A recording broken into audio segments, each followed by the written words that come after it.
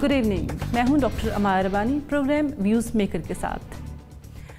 PDM को बड़ा शौक लग चुका है, मगर इसे मज़ीद बिखरने से बचाने के लिए मौलाना फजलुर रहमान सरगर्म हो गए हैं और उन्होंने नवाज शरीफ और आसिफ जरदारी से राब्ते भी तेज़ कर दिए हैं।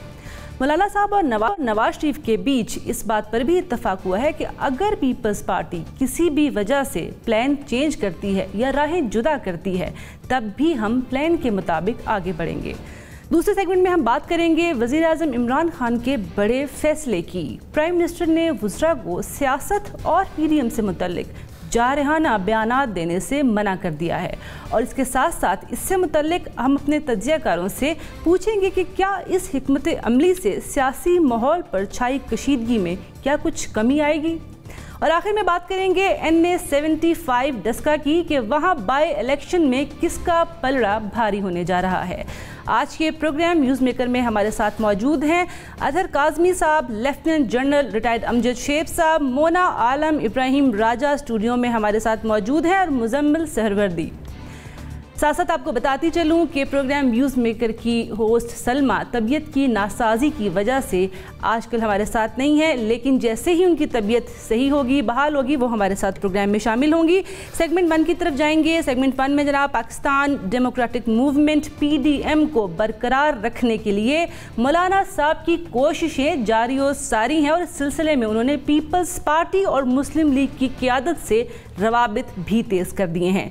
मौलाना साहब कहते हैं कि नवाज शरीफ और उनके दरमियान होने वाली बातचीत में तय पाया है कि हम हुकूमत को टफ टाइम देंगे और उनके खिलाफ अपनी जद्दोजहद जारी रखेंगे और पीपल्स पार्टी अलग हो भी गई तो हम अपने प्लान के साथ आगे बढ़ेंगे। पीपल्स पार्टी के बगैर कामयाबी क्या मिल सकती है अपोजिशन के इत्तेहाद को, इसके बारे में आज बात करेंगे। जी लेफ्टिनेंट अमजद शेख साहब, क्या कहते हैं इस बारे में, क्या मिल सकती है अपोजिशन इत्तेहाद को पीपल्स पार्टी के बगैर कामयाबी? बिस्मिल्लाहिर्रहमानिर्रहीम। देखिए, जैसे चीजें चलती रही, पीपल्स पार्टी के साथ होते हुए भी कामयाबी मशकूक थी। हम हमेशा कहते थे कि धरने हों या आपके एहतजाज हों, जलसे जुलूस हों, इनसे हुकूमतें जाती नहीं हैं। अगर हुकूमत के अपने इत्तेहाद में वो इत्तेहाद मौजूद है और उसमें कोई दरारें नहीं हैं, तो फिर उसको ऐसे गिराना जैसे ये सोच रहे थे कि हम एहतजाज करके उनको गिरा देंगे, वो मुझे कभी भी मुमकिन नहीं लगा। मतलब पीपल्स पार्टी की एक, मैं समझता हूँ, सियासी सोच थी और उनको ये अंदाजा था कि अगर ये काम पार्लियामेंट के अंदर बैठ के किया जाए तो आईनी तौर पे ये पॉसिबल है कि वो हुकूमत को हटा सकें। अब वो उसमें भी किस हद तक कामयाब होते हैं, लेकिन बहरहाल उस पर मेहनत की जानी चाहिए थी और कोई भी आईनी रास्ता इख्तियार करके अगर कोई हुकूमत हटाई जाती है तो उस पर तो मेरा नहीं ख्याल कि किसी को एतराज होना चाहिए, क्योंकि आइन तभी आपको इस तरह की ऑप्शंस देता है कि आप ये कर सकें। तो ये जो एक्स्ट्रा आप कह लीजिए कि कॉन्स्टिट्यूशनल एक्शंस आप करने की कोशिश करते हैं, वो डाउटफुल होते हैं। उसमें जब तक लॉ एंड ऑर्डर सिचुएशन ऐसी ना हो कि हुकूमत बिल्कुल बेबस हो जाए और काबू ना पा सके, तो हुकूमतें अमूमन बात नहीं सुनती।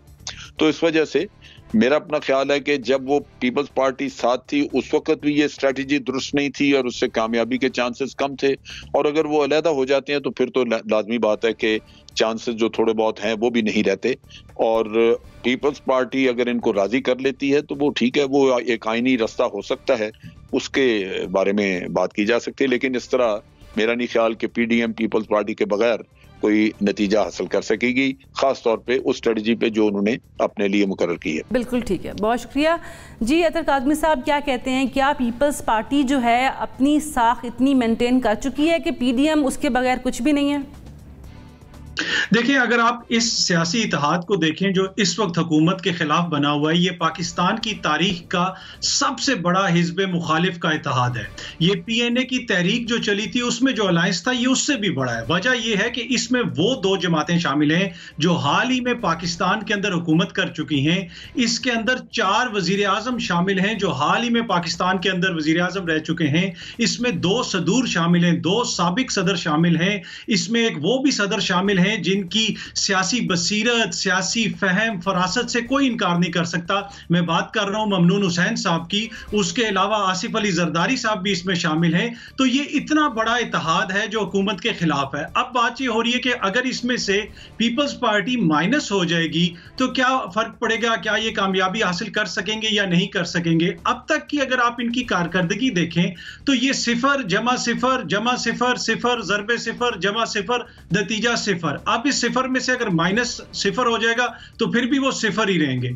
जब तक इनकी तहरीक आगे नहीं चलेगी, जब तक आवाम में इनको मकबूलियत हासिल नहीं होगी, तो इस तहरीक का आगे चलना, चाहे उसमें मौलाना हो, नून लीग हो, पीपल्स पार्टी हो या बाकी दीगर जमातें हो, तो मुझे नहीं लगता कि उसमें किसी किस्म की कामयाबी होगी। तो जब अभी तक का जो सिनारियो है उसको देख के तो यही लगता है कि हुकूमत की पोजीशन मजबूत है और पीपल्स पार्टी हो, नून लीग हो, दीगर जो इत्तेहादी हैं, उनकी पोजीशन मुझे कमजोर लग रही है और आने वाले दिनों में भी मुझे नहीं लगता कि इसमें कोई बेहतरी आएगी। बिल्कुल ठीक हो गया जी। मुजम्मिल सरवर्दी, आपसे मैं जानना चाहूँगी, अवाम में मकबूलियत पीडीएम की उसकी क्या वजह है कि कम होती जा रही है? जैसे कि अभी काज़मी साहब ने भी कहा कि ये बहुत ज़रूरी है कि अवाम में मकबूलियत हो, लेकिन वो कम हो रही है, क्या वजह इसकी? नजर आया कि काज़मी साहब ने कैसे कह दिया अवाम में मकबूल। सारे ज़मीनी इंतखाब तो पीडीएम ने जीते हैं, हुकूमत तो एक जीत सकी है और 10 हुकूमत ने हारे हैं। अगर अवामी मकबूलियत का मयार इंतखाब जीतना है तो फिर तो पीडीएम बहुत पॉपुलर है, और अगर अवामी मकबूलियत का जो मयार है वो इंतखाब जीतना नहीं है और उसके कोई और मयार हैं, तो वो भी हमें समझने होंगे कि नए मयार अवामी मकबूलियत के क्या हैं। क्योंकि हमें तो यही समझाया गया है कि जमहूरियत में अवामी मकबूलियत का जो पैमाना है वो इंतखाब जीतना है। तो अगर इसको देखें तो ज़मीनी इंतखाब तो सारे अपोजिशन ने जीते हैं, पीडीएम के इत्तेहाद ने जीते हैं, और फिर देखा जाए तो सेनेट की भी एक बड़ी नशिस्त जो उनकी नहीं बनती थी वो कौमी असम्बली में उन्होंने जीती है। तो इसका मतलब है पार्लियामानी मकबूलियत भी उनकी बहुत ज़्यादा है, और जिसकी वजह से वज़ीर आज़म को एतमाद का वोट, जिस तरह जितनी बेदतमादी से उन्होंने एतमाद का वोट लिया है, वो भी मयार और मकबूलियत का मयार हो सकता है कि क्या वज़ीर आज़म को 2.5 साल बाद पहले कभी इस तरह एतमाद का वोट दोबारा लेना पड़ गया है जिस तरह इन वज़ीर आज़म को दोबारा एतमाद का वोट लेना पड़ गया, क्योंकि ये अपनी कौमी असम्बली से अपनी सीट ही हार गए। तो मुझे नहीं समझ आती कि मकबूलियत के कौन से मयार पर बात की जाती है और कामयाबी के क्या पैमाने हैं और नाकामी के क्या पैमाने हैं। अगर कामयाबी का पैमाना ये है कि इत्तेहादियों को मनाने के लिए वजारतों की मज़ीद बंदरबाट की जा रही है, तो मेरे ख़्याल में ये बहुत बड़ी कामयाबी होगी फिर हुकूमत की। और पीडीएम की नाकामी है कि उसने इमरान खान साहब को दोबारा इत्तेहादियों की गोद में बिठा के उन्हें वजारतें देने की तरफ माइल कर दिया, उन्हें चौधरी परवेज़ इलाही से सुलह करने पर माइल कर दिया, उन्हें काफ लीग को सेनेट की टिकट जो उनकी नहीं बनती थी वो देने पर माइल कर दिया, उन्हें एमक्यूएम से बार बार मिलने पर माइल कर दिया, उनके दफातर खोलने की यकीन दहानी पर माइल कर दिया। किस कामयाबी और किस नाकामी की मैं बात करूं, मुझे तो नहीं समझ आ रही कि किस तनाजुर में देखा जाए पीडीएम के इत्तेहाद को। हाँ, इसमें जो इस वक्त मसला है कि इस्तीफे दिए जाएं या ना दिए जाएं, पीपल्स पार्टी का मौक़िफ़ है ना दिए जाएं, लेकिन पीपल्स पार्टी अगर पीडीएम को छोड़ना चाहे तो रास्ते खुले हैं। उस दिन के बाद आज ऐलान कर दे पीपल्स पार्टी कि हमने पीडीएम छोड़ दी है। वो अफोर्ड नहीं कर पा रहे पीडीएम छोड़ना, तो बार बार बात कर रहे हैं कि नहीं हमने सेंट्रल एग्जीक्यूटिव बुलाई है, हम उसमें बात करके कौमी असम्बली में इस्तीफ़ों पर आएंगे।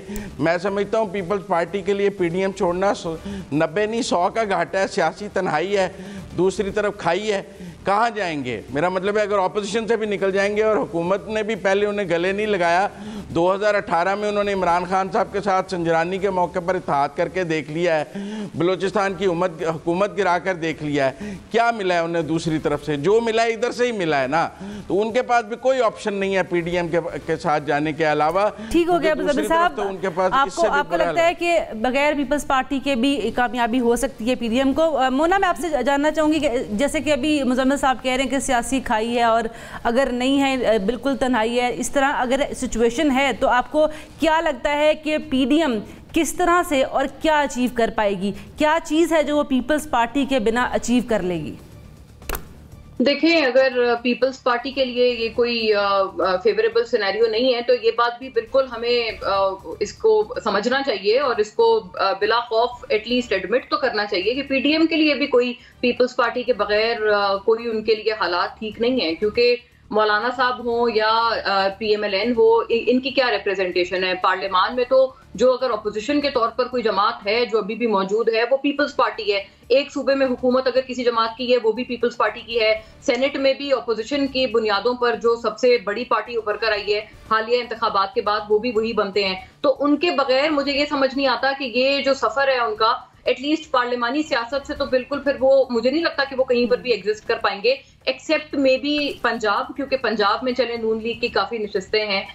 तो वहां के अलावा मुझे ये दूसरा सिनेरियो समझ नहीं आता कि अगर कौमी असेंबली की लेवल पर और सूबाई असेंबली की लेवल पर भी अगर हुकूमती सतह पर आप देखें तो पीपल्स पार्टी के अलावा इनकी दीगर जमातों की कोई एग्जिस्टेंस एज सच नहीं है पार्लियामान में। इस बात को भी हमें जानना चाहिए। ये अगर इनसे अलहदगी पीपल्स पार्टी के लिए भी मैं मानती हूँ कि वो गवर्नमेंट के साथ तो मिल नहीं सकते, वो पीडीएम को अगर छोड़ देंगे तो अपोजिशन के साथ भी उनकी एक तरह से अलहदगी हो जाएगी। जमात इस्लामी को भी आप देख लें कि वो पीडीएम का हिस्सा नहीं है तो उनको उस तरह की पजीराई कहीं भी नहीं मिलती है सच। तो ये बातें भी सही हैं कि पीपल्स पार्टी अगर वहां नहीं मिल सकती है ना तो इनका भी गुजारा नहीं है पीपल्स पार्टी के बगैर। ये भी चीज हमें याद रखनी चाहिए क्योंकि इनकी उस तरह की स्ट्रेंथ नहीं है। अगर ये तमाम जमातें इस्तीफा दे देती हैं और पीपल्स पार्टी इस्तीफा नहीं देती है तो आप खुद अंदाजा लगा लें कि उसका इम्पैक्ट क्या होगा। कोई ऐसा इम्पैक्ट नहीं होगा और सूबाई हुकूमतों को तो आप छेड़ भी नहीं पाएंगे।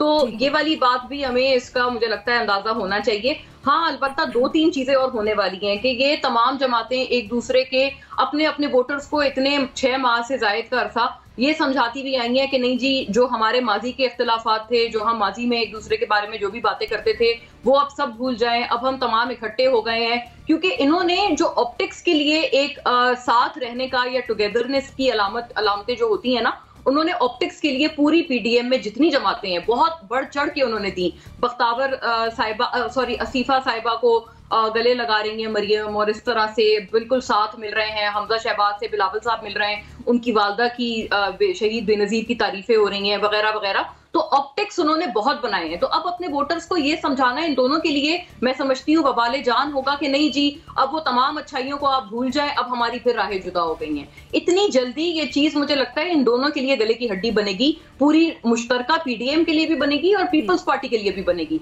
लिहाजा मुझे ये लगता है कि पहली बात तो ये है कि इनको इनके इख्तिलाफात इतना ब्लंट कैमरा पे नहीं लाने चाहिए थे। मौलाना साहब वो प्रेस टॉक जो है जो हुई थी छोड़ के जा रहे थे। फिर मरियम साहिबा भी अगर उन्होंने माफी मंगवाई ली थी आसिफ अली जरदारी साहब से तो उनको ये बात उस प्रेस टॉक में करनी ही नहीं चाहिए थी कि किसी को हक नहीं है कि मियां साहब की वापसी के ऊपर सवाल उठाए। ये मतलब अगर आप खुल के इस तरह के बयानात दे रही हैं तो आप बाकायदा पब्लिक कर रहे हैं अपने ग्रीवेंसेस को। 100 डिफरेंसेस पहले भी एग्जिस्ट करते थे लेकिन कभी भी पब्लिक नहीं किया गया, तो इन दोनों का गुजारा नहीं है। बिल्कुल ठीक हो गया। मोना कह रही है पॉलिटिकल जेस्चर इन्होंने दिखाया पीडीएम की पार्टीज़ ने, लेकिन उसके बाद भी इनका गुजारा नहीं है। जी इब्राहिम राजा साहब, ये जो प्लान की बात कर रहे हैं मौलाना साहब और नवाज शरीफ साहब की, इसको हमने लेके चलना है खा पीपल्स पार्टी साथ हो या ना हो, कौन सा प्लान है ये?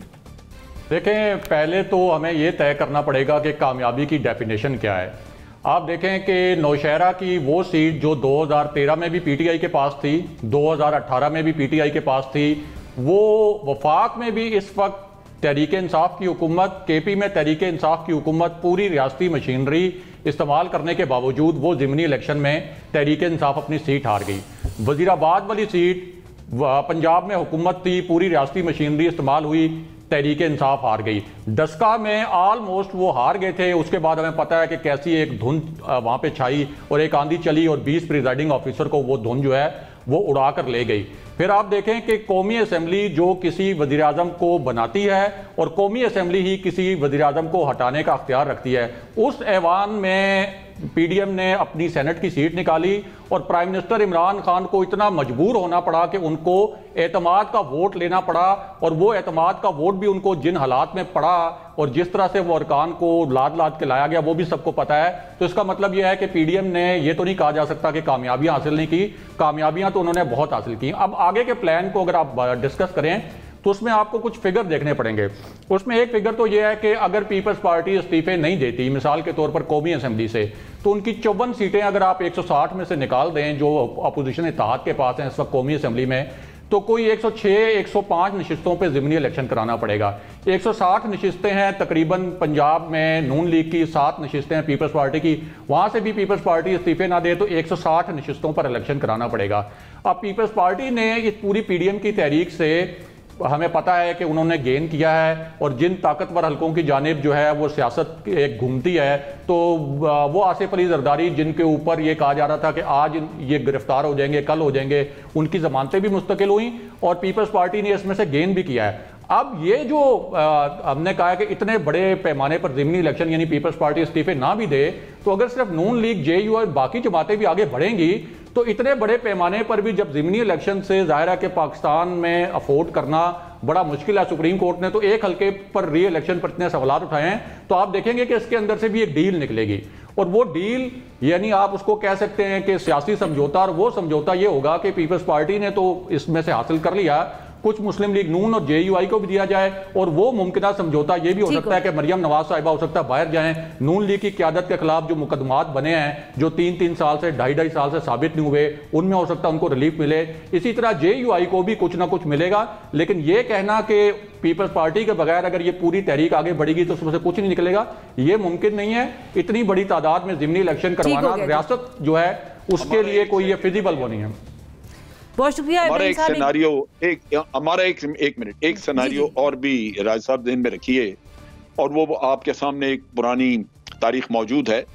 मिसाल के तौर पे जो स्पीकर हैं वो एक्सेप्ट नहीं करते, उनके जो रेजिग्नेशन हैं वो रख के बैठ जाते हैं, या वो कहते हैं कि जी आके खुद पर्सनली मुझे बताएं तो कितने लोग जाते हैं। There can be number of scenarios. ये नहीं है कि ये जाके पकड़ाएंगे। और ये भी मैं आपको बता दूं कि बाज लोग आज भी विद इन द पार्टीज मुखालफत कर रहे हैं कि जी हमें क्यों इस्तीफे दें, क्या फायदा, अगर हुकूमत कोई मैनेज कर ही ले किसी तरह तो हमें हासिल क्या हुआ। सो फैक्टर्स और भी हैं। सो जो आप बात कर रहे हैं वो दुरुस्त है, लेकिन मकसद कहने का ये है कि यही सिर्फ एक सिनेरियो नहीं है, कुछ और भी सिनेरियोज बन सकते हैं। बिल्कुल ठीक है जी। मुजम्मिल साहब के एक पॉइंट ले लें हम, फिर मैं जी मुजम्मिल साहब, ये तहरीक इंसाफ वाले इस्तीफ़े नहीं होंगे कि कोई उनको वेरीफाई करने के लिए स्पीकर के पास नहीं पहुंचेगा और बाहर खाली कंटेनर पे बैठा रहेगा और डांस करता रहेगा, ऐसा नहीं है।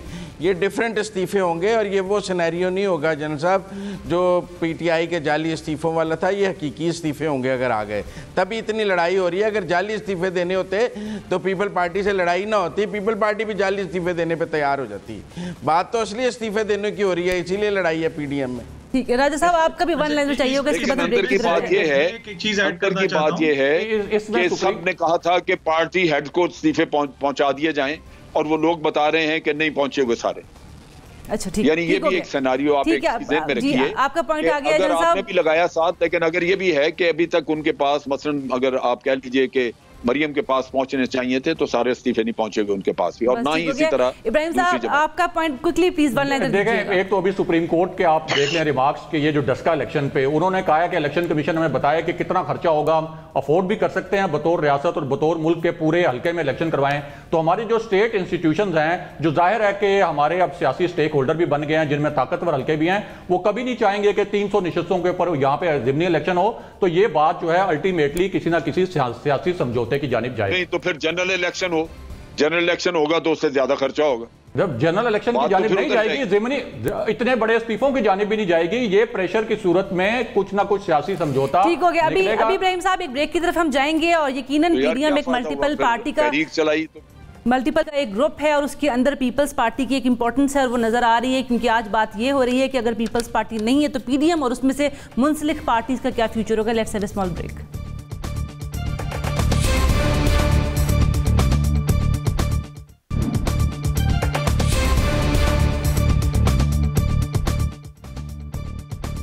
Welcome back program Views Maker में। अपने दूसरे सेगमेंट में बात करेंगे पीडीएम का लॉन्ग मार्च मुलतवी होने पर वजीर आज़म ने भी अपनी हिकमत अमली तब्दील करने का फैसला किया है। प्राइम मिनिस्टर इमरान खान ने वज़रा को खसूसी हिदायत की है कि सियासी मामलात पर ज़्यादा बातचीत ना की जाए, जबकि वज़ीर दाखिला शेख रशीद साहब को भी पीडीएम से मुतल्लिक सख्त बयानात से मना कर दिया गया है। उन्होंने वज़रा को हुकूमती कारकर्दगी को बेहतर तौर पे उजागर करने पे जोर देने का मशवरा दिया है और इसके बारे में बात करेंगे। जी मुजम्मिल सहरवर्दी, आप सुन सकते हैं प्लीज़, क्या कहते हैं इस बारे में? देखें, ये ख़बर तो सब जगह आई है और शेख रशीद साहब ने भी ये बात कही है, लेकिन अगर हम आज की सारी कवरेज देखें तो प्राइम मिनिस्टर ने ख़ुद आज फिर मुल्क की दोनों बड़ी अपोजिशन जमातों को उसी तरह चोर और उसी ज़ुबान और उसी लहजे में मुखातिब किया है जिस ज़ुबान और जिस लहजे में वो 2-2.5 साल से मुखातिब कर रहे हैं। फिर हमने देखा पंजाब के तर्जुमान फरदौस आशिक अवान की प्रेस कॉन्फ्रेंस, उन्होंने भी उसी तरह की ज़ुबान इस्तेमाल की जो पहले इस्तेमाल की जा रही है। तो एक तो मुझे लगता है कि ख़ास तौर पर शायद शेख रशीद साहब से वज़ीर-ए-आज़म नाराज़ हैं तो उन्हें शायद मना किया गया है, लेकिन ओवरऑल ना ख़ुद वज़ीर-ए-आज़म मना हुए हैं ना उनके तर्जुमान मना हुए हैं। लिहाजा ये हदायत सिर्फ शेख रशीद की हद तक नज़र आ रही है, बाकी हद तक तो नज़र नहीं आ रही है। और इस तरह की ख़बरें भी आई हैं कि शेख रशीद साहब से वज़ीर-ए-आज़म नाराज़ हैं, लेकिन बाद में उसकी तस्दीक भी नहीं हुई, तरदीद उन्होंने की शेख रशीद साहब ने। लेकिन मैं समझता हूँ कि सियासी दर्जा हरारत को कम करना हुकूमत की कोशिश होनी चाहिए। वज़ीर-ए-आज़म ने स्पीकर को ख़त लिखा है पार्लिमानी कमेटी बनाने के लिए, लेकिन उसके साथ ही हमने ये देखा है कि अपोजिशन ने उस पार्लिमानी कमेटी में आने से इनकार किया है। लेकिन ये क्यों है? आप देखें जो केपी का एक आज़ाद रुकने असम्बली है उसको तो आपने एमपी हॉस्टल को सब जेल बना के उसको वहाँ जेल में रखा हुआ है, हालांकि उसने पीटीआई के 2 लोगों को कत्ल किया हुआ है और उसकी हाई कोर्ट तक जमानतें मुस्तरद हुई हुई हैं, लेकिन आप उसको एमपी हॉस्टल रख रहे हैं। आप अपने जो नैब जदगान से नैब भुगत के जो आपके रुकन आए, आप उन्हें दोबारा काबीना में अहम वजारतें दे देते हैं और लोगों को अगर इस्तकबाल भी हो जाए तो आपको एतराज़ होता है। आप प्रोडक्शन ऑर्डर नहीं जारी करते हैं अपोजिशन के कायदे के खिलाफ के, आप खुर्शीद शाह के प्रोडक्शन ऑर्डर नहीं जारी करते हैं। जब आप अपोजिशन से एक सलूक करते हैं और वही सलूक आपके अपने अरकान के साथ दूसरा है, तो सियासी दर्जा हरारत कम कैसे होगा? आपने पार्लियामेंट फ़ाल करनी है तो बगैर कायदे इस इख्तलाफ के चला लेनी है ये पार्लियामेंट। आगे कौन सी पार्लियामेंट है जो बगैर कायदे इस इख्तलाफ के आप चला लेंगे? आप अपने रुकने असेंबली के लिए तो एमपी हॉस्टल को जेल बना लेते हैं और उसके प्रोडक्शन ऑर्डर इलेक्शन पर भी जारी करने के लिए तैयार नहीं है। वो इलेक्शन कमीशन ने जारी किए हैं, स्पीकर ने वो भी जारी नहीं किए। लिहाजा सियासी दर्जा हरारत बयानबाजी से कम नहीं होगा, अमल से कम होगा। और हुकूमत को कुछ ऐसे CBMs लेने पड़ेंगे, कुछ ऐसे इक़दामात करने पड़ेंगे जिससे सियासी दर्जा हरारत नीचे आएगा। जो बयानात हैं उनसे ऊपर गया है, लेकिन ऊपर जाने की वजह सिर्फ बयानात नहीं है, इक़दामात भी हैं। वो इक़दामात वापस लेने पड़ेंगे तो नीचे आएगा, सिर्फ ये बयानबाजी का खेल नहीं है। जनरल साहब, क्या लगता है आपको कि खान साहब के इस अमल से, ये जो उन्होंने अभी तमाम मशवरे दिए अपने वज़रा को भी, ख़ुसूसी तौर पे वज़ीर दाखिला को भी, क्या सियासी माहौल में मौजूदा कशीदगी इससे कोई कमी आएगी? नहीं, इससे कमी नहीं आ सकती। ये दोनों तरफ से एक मैं समझता हूँ कोशिश की जानी चाहिए जो कि मुल्क के मुफाद में है। वज़ीर आज़म को भी अपना रवैया तब्दील करना चाहिए। बड़ी सीधी सी बात है कि अगर आप एहतसाब करना चाहते हैं, वो एहतसाब चल रहा है तो वो एक अलग प्रोसेस है और उसके लिए एक अदारा मौजूद है, वो करे। वो उसके लिए ये कतन जरूरत नहीं है कि वज़ीर आज़म रोजाना उसके ऊपर ऑपोजिशन पे चढ़ाई करे या उसके बारे में बातचीत करे। वो एक सेपरेट प्रोसेस है और वो हुकूमत की जिम्मेदारी है, वो चलता रहे। लेकिन दूसरी तरफ पार्लियामेंट को चलाना भी हुकूमत की जिम्मेदारी है। उस पार्लियामेंट को चलाने के लिए ऑपोजिशन उस पार्लियामेंट का एक बड़ा अहम हिस्सा है। आप उसको रिडंडेंट नहीं कर सकते, उसको बाहर निकाल के फेंक नहीं सकते। पार्लियामेंट में ऑपोजिशन का इस्तेमाल या उसको पूरा सिस्टम का हिस्सा बना के आगे लेके अगर आपने चलना है तो उसके साथ लाजमी बात है कि आपको एक वर्किंग रिलेशनशिप डेवलप करनी होगी पब्लिक के मफाद में। उनसे बिल्स वगैरह जो आपने पास कराने हैं, जो चीजें करनी, उनके ऊपर एक अंडरस्टैंडिंग डेवलप करनी होगी। आपके वज़रा को, लोगों को रीच आउट करना पड़ेगा। तो ये तो एक टोटल हुकूमत को अपना स्टांस चेंज करने की जरूरत होगी क्योंकि उनके ऊपर ज्यादा जिम्मेदारी आती है। दूसरी तरफ ये है कि अगर ऑपोजिशन कंटिन्यू करती है यही प्रोसेस जो कि उन्होंने बाहर शुरू किया हुआ है एजिटेशन का, तो वो फिर पार्लियामेंट्री सियासत तो खत्म होगी क्योंकि वो पार्लियामेंट में तो आ नहीं रहे। तो वो प्रोसेस चलाना भी जरूरत होगी कि ऑपोजिशन भी इसमें सीरियसनेस अपनी दिखाए कि अगर हुकूमत अपना स्टांस बदलती है, अपना रवैया तब्दील करती है, तो ये भी फिर पार्लियामेंट में जाना शुरू करें और उससे वहां पे इस माहौल को असेस करें। अगर वो समझते हैं कि कोई तब्दीलियां आ गई और आगे मिलकर काम किया जा सकता है तो फिर आगे काम करना चाहिए। तो मेरा अपना अंदाजा यह है कि सिर्फ बयान दे देने से तो ये बात नहीं होगी, प्रैक्टिकल डेमोन्स्ट्रेशन दोनों साइड्स को करनी होगी, खास तौर पे हुकूमत को। और हुकूमत करेगी तो मेरा ख्याल है कि शायद कोई पॉजिटिव रिएक्शन ऑपोजिशन से भी आपको मिल जाए। वो तरीकाकार चल सकता है, सिर्फ बयानबाजी से नहीं। ठीक हो गया। मोना, प्राइम मिनिस्टर इमरान खान का ये कहना कि पीडीएम मुखालिफ बयानात भी ना दिए जाएं, इसका क्या मतलब है? उनको लगता है कि पीडीएम कमज़ोर हो गई है तो बयानात की ज़रूरत नहीं है, या वाकई ही वो चाहते हैं कि अब ना दिए जाएं बयानात? ये बिल्कुल बात सही है, और वैसे मैं दोनों से कॉलीग से इत्तेफाक करती हूँ इस बात पे कि it has to be backed by actions. Actions भी इस तरह के होने चाहिए कि ये जो दर्जा हरारत है ये कम किया जाए। सियासी दर्जा हरारत बेशक बढ़ा रहे, उसमें कोई वो नहीं, लेकिन एटलीस्ट पार्लिमानी सतह पर वर्किंग रिलेशनशिप जरूर इनमें कायम होने चाहिए, जो कि हमने अभी तक नहीं देखे हैं। अभी जो बात की जा रही है, इसकी जो असबाब हैं जो कि आपने मुझे as a question put up किया है, मैं समझती हूँ। एक तो उसकी बहुत ही वाज़ेह वजह यह है कि क्योंकि पीडीएम में बहुत ही खुल के एक इख्तिलाफ हो गया है और बड़ी बेसिक चीज पर हुआ है। उनका एक बहुत अहम पार्टनर गालिबन ये कि उनसे अलहदगी इख्तियार कर ले, जिसके ऊपर हमने अभी इससे कबल बात की है। तो ये मुझे लगता है कि जरूर ये एक बात है कि जो गवर्नमेंट है उनकी तरफ से भी बहुत ज्यादा इसके ऊपर कुछ लोगों की तरफ से, कुछ हुकूमती जो ट्विटर बेसिकली कुछ खास तौर पे लोग हैं वहां पर जो चलते हैं, तो उनकी तरफ से कुछ बहुत ज्यादा बयान दिए जा रहे थे और उसको बहुत मजाक में भी लिया जा रहा था कि जी देखा हमने आपको पहले ही कहा था वगैरह वगैरह। तो गालिबन ये कि उस चीज को चाहते हैं प्राइम मिनिस्टर के वो चीज कम हो। दूसरी बात ये भी है कि अब ये बात काफी रियलाइज हो चुकी है काबीना को भी और प्राइम मिनिस्टर को भी कि अब वक्त उनके पास काफी कम रह गया है। तो अगर उनको परफॉर्म करना है और दोबारा इलेक्शन मोड में, क्योंकि इलेक्टोरल मोड में शेख रशीद साहब भी बहुत दफा कह चुके हैं कि हम 1 साल बाद तो इलेक्शंस में दाखिल होने जा रहे हैं, तो वो भी उनको एक मैंडेट के साथ जाना है। अगले इलेक्शंस अगर उन्होंने 2023 के कंटेस्ट करने हैं तो उसके लिए भी जो एक मैंडेट उनको दरकार है, मुझे लगता है उसके लिए बिल्कुल सही बात है कि वक्त कम रह गया है। ये 2 फैक्टर्स हैं जिस वजह से अब ये बात की गई है। इससे पहले क्योंकि पीडीएम भी बहुत एक अलग लेवल पर उन्होंने एक महाज खोला हुआ था हुकूमत के खिलाफ, उस वक्त हुकूमत को भी उसको न्यूट्रलाइज करने के लिए उनको भी चाहिए था कि सख्त तरीन बयानबाजियां हों पीडीएम के बारे में, अपोजिशन के खिलाफ वगैरह वगैरह। वो दोनों इतराज से चलता रहा, लेकिन मैं समझती ये हूँ, मुझे लगता है ये चीज बहुत पहले हो जानी चाहिए थी। गवर्नमेंट जैसे ही आई थी उनको चाहिए था कि अपोजिशन के साथ एक अच्छे रवाबित एटलीस्ट पार्लिमानी हद तक कायम करें। और जो एहतसाब की बात है ना, जिसके ऊपर इन दोनों के इख्तिलाफ हो जाते हैं और हम देखते हैं कि दोनों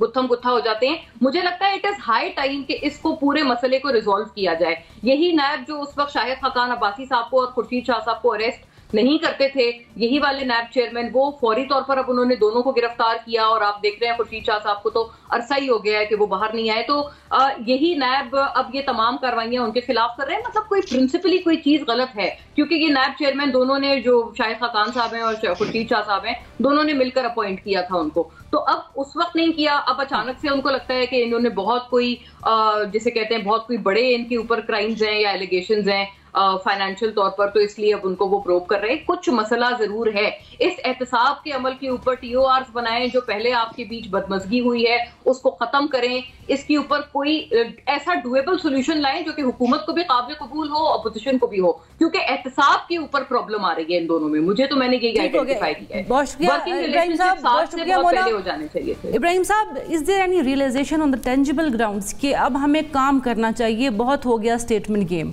इसलिए ये कहा गया? देखें, वज़ीर आज़म ने ये कहा तो होगा वज़रा के बकौल, लेकिन प्राइम मिनिस्टर का जो मिजाज है, उनकी जो तबीयत है, उससे लगता नहीं है कि वो इसके ऊपर कुछ अमल कर सकेंगे।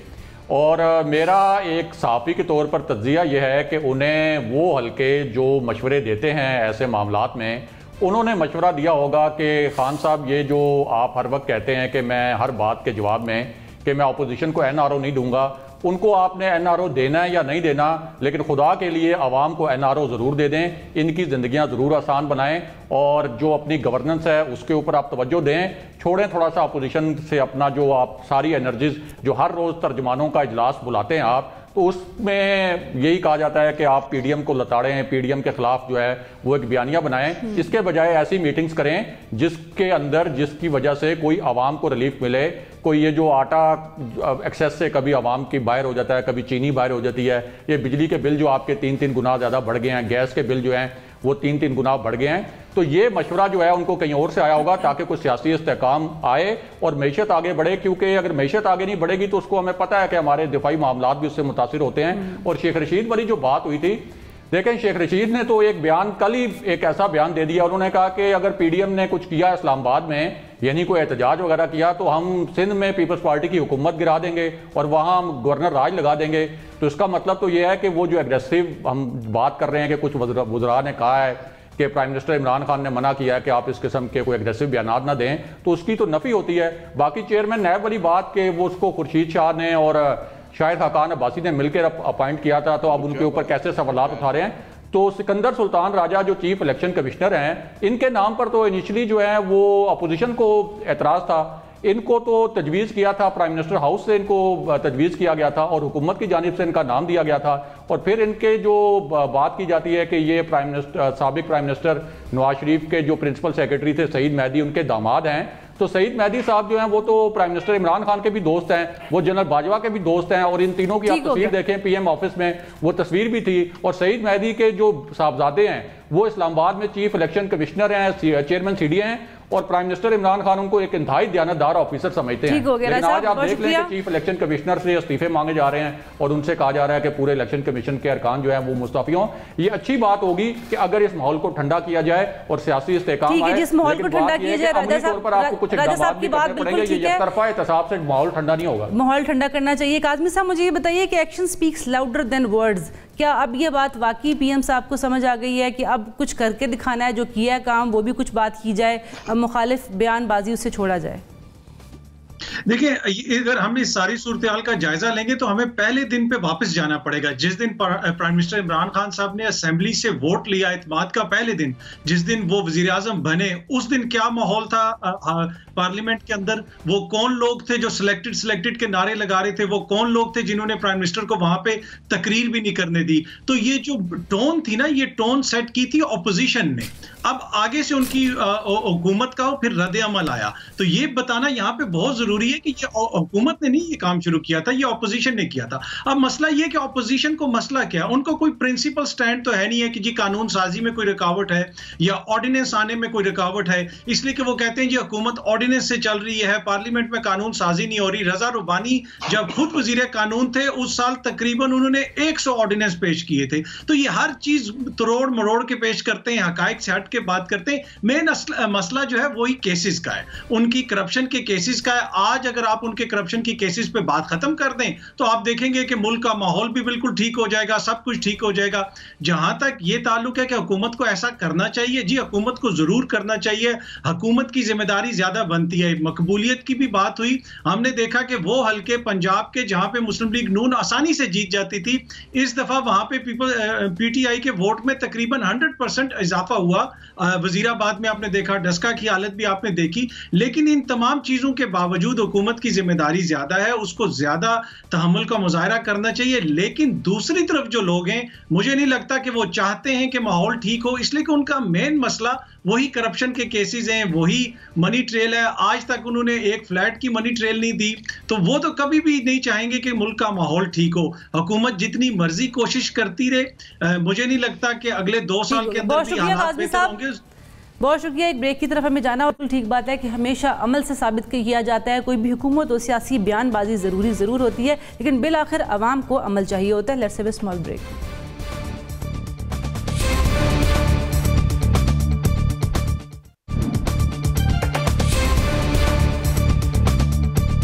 जी वेलकम बैक। अफगानिस्तान में क़याम अमन के लिए मॉस्को में होने वाले मुज़ाकरात का ना सिर्फ ये कि एलामिया जारी कर दिया गया है, और इस एलामिया में कहा गया है कि पायदार सियासी मुज़ाकरात और इससे होने वाले अमल के बारे में पेशरफ्त हो सकती है।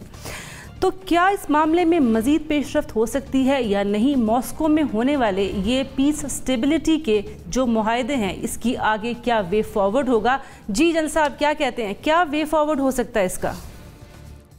देखिए, यहाँ पे तमाम जो पार्टिसिपेंट्स थे उन्होंने इस बात की हमायत की कि ये प्रोसेस जो है इसको बहुत बड़ा डिले किया जा रहा है, इसको जल्दी किया जाए, यानी मुज़ाकरात जो हैं उनमें सीरियसनेस आए और आप उसको जल्दी से जल्दी करें। हल जो है वो हमने हमेशा कहा कि ये अफगानियों ने खुद ढूंढना है, अफगान ओन्ड और अफगान लेड हम कहते रहे हैं, अब भी वही होगा।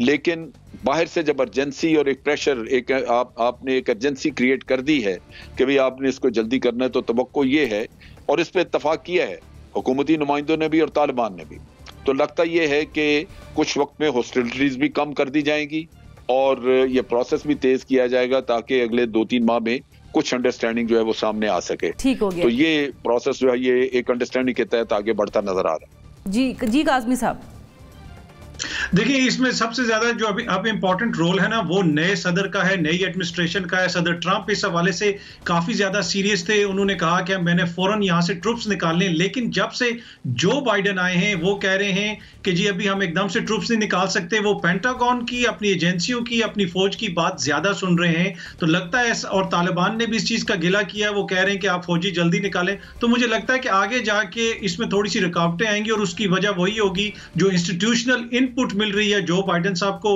वो उस पर अमल दरामद करेंगे, और जिसका नतीजा ये निकलेगा कि इन मुज़ाकरात में रखना पड़ेगा। ठीक हो गया जी। इब्राहिम साहब, देखें, वे फॉरवर्ड तो वही दोहा एग्रीमेंट है, यानी आप सीज फायर करें और साथ अफगान तालिबान उनकी मेन स्ट्रीमिंग करें और उनको मरकजी धारे में शामिल होने का मौका दें। और उसके ऊपर देखें, उस एग्रीमेंट को आप पढ़ें तो अफगान तालिबान ने जो आलमी बरादरी के कंसर्न थे वहाँ पे इंसानी हकूक़ के हवाले से, ख़वातीन के हकूक़ के हवाले से, उन तमाम मामलात पर उन्होंने ज़मानत दी थी। और पाकिस्तान के लिए ये बड़ा अच्छा मौका था, बड़ी मस्बत पेशरफ थी कि अगर अफगान तालिबान को वहाँ पर आने वाले दिनों में कोई अच्छा रोल मिलता है, वहाँ जो एक नई मैनेजमेंट बनती है, पॉलिटिकल मैनेजमेंट, तो उस पर इंडिया का इन्फ्लुएंस जो है वहाँ पे कम हो सकता था। इसीलिए पाकिस्तान ने बड़ी कोशिश भी की कि पूरे खित्ते में भी इस्तेहकाम आएगा, अफगानिस्तान में भी इस्तेहकाम आएगा। तो पाकिस्तान ने तो बड़ा पॉजिटिव वहाँ पे रोल प्ले किया है, लेकिन जितनी ये जल्दबाजी में अब करने की कोशिश की जा रही है, वहाँ पे इश्यूज इतने पेचीदा हैं कि मुझे लगता नहीं है कि इसके लिए जो टाइम लाइन ठीक है। इब्राहिम साहब, आपका पॉइंट आ गया। मोना क्या कहती है इस बारे में? जी बिल्कुल, इसमें कोई शक नहीं, पाकिस्तान ने इसमें बहुत मुस्बत एक रोल अदा किया है। लेकिन मुझे अब जो करने वाले या जो मेन स्टेक होल्डर्स हैं, मुझे उनकी तरफ से यकीनन एक चेंज ऑफ हार्ट नजर आता है। मुझे लगता है अब उसमें उतनी तेजी गालिबन नहीं दिखाई जाएगी जितनी कि पहले अमेरिका ने कहा था और उन्होंने प्लेज किया था अपने लोगों को कि हम करेंगे। अब मुझे गालिबन वो तेजी नहीं लगती, और ऑनेस्टली स्पीकिंग अब मुझे वो अमीरों की एक बैठक गालिबन ज्यादा लग रही है कि जिसमें ये लोग चाह रहे हैं कि ये चीजें चलती रहें और एक टीदिंग प्रोसेस में हम लोग पड़े रहें, और दिखाने को ये हो कि हमारे पास हम कर रहे हैं अग्रीमेंट, लेकिन हो नहीं रहा। बहुत शुक्रिया जी। मुजम्मिल साहब, देखें, इस मॉस्को में एक अबूरी हुकूमत की तजवीज़ आई जिसे अशरफ गनी साहब ने और अफ़गान हुकूमत ने मुस्तरद किया है कि तालिबान को एक अबूरी हुकूमत में शामिल किया जाए। मैं समझता हूँ जब तक तालिबान को शराकत इक़्तिदार नहीं दिया जाएगा, अफ़गानिस्तान में अमन कैसे आ सकता है। और जो इस वक्त इक़्तिदार में बैठे हैं वो उनको शराकत इक़्तिदार देने के लिए तैयार नहीं है। लिहाजा मसला तो यहीं फंसा हुआ है। आप कहें जी तालिबान इक़्तिदार से बाहर रह के अमन की गारंटी दे दें, कौन कैसे दे सकता है? जब तक आप उन्हें साथ इक़्तिदार में शामिल नहीं करेंगे, ड्यू शेयर नहीं देंगे, वहाँ अमन कैसे हो सकता है? बिल्कुल ठीक बात है, अमन कैसे हो सकता है? मौजूदा साहब, टाइम बहुत कम है। बहुत शुक्रिया मुजम्मिल प्रोग्राम में हमारे साथ रहने के लिए। तमाम मेहमान ग्रामी का बहुत शुक्रिया प्रोग्राम न्यूज़ मेकर में हमारे साथ रहने के लिए। आज की गुफ्तगू जिसमें ये बात बिल्कुल जाहिर होती है कि action speaks louder than voice. आपको अमल करना पड़ता है, चाहे मॉस्को में होने वाले स्टेबिलिटी पीस के लिए मुज़ाकरात हो, या फिर PDM को आगे पेशरफ्त करनी हो, या फिर बयानिए से आगे बढ़ के अमल दिखाना हो जो हुकूमत और खान साहब कह रहे हैं। आज के प्रोग्राम में इजाज़त दीजिए। व्यूज़ मेकर में आपके साथ फिर हाजिर होंगे। खुदा हाफिज़।